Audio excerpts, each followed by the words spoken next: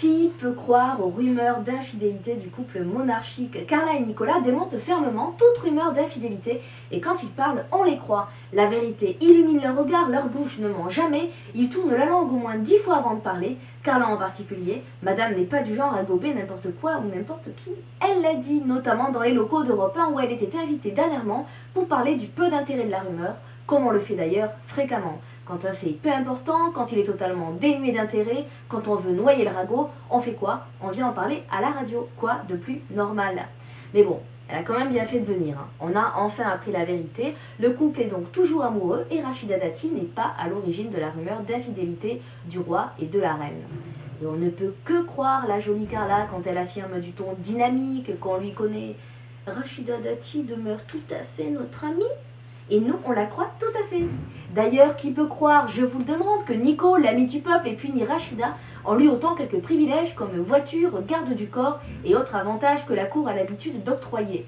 Que nenni? Non. Vraiment, Carla n'a aucune crainte à avoir, on la croit, et on ne contredit pas Madame de Merteuil. Bon.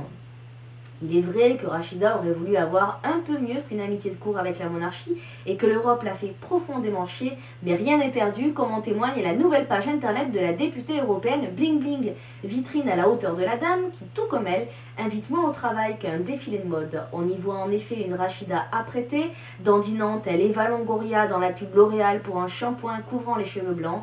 Apparemment, Rachida Dati confond tribune politique et podium. Alors j'ai quand même parcouru la page et j'ai cru à un moment pouvoir acheter des produits de beauté en ligne, mais en fait je n'y ai trouvé que 3 pauvres vidéos d'1 ou 2 minutes pendant lesquelles elle intervient au Parlement. 3 pauvres vidéos en un peu moins d'1 an, pas plus de 8 minutes de parole en 10 mois. Moi je dis chapeau, là on voit qu'il y a du boulot. Pourtant, après les débats médiatiques qu'elle a rencontrés, on aurait cru qu'elle reviendrait en ayant mangé du lion, plus motivée que jamais à agir politiquement, mais les robes ne font pas le talent aux grandes dames de Rachida. Et pour le politique, l'unique talent qui compte est de nous faire croire qu'il en a. Magie!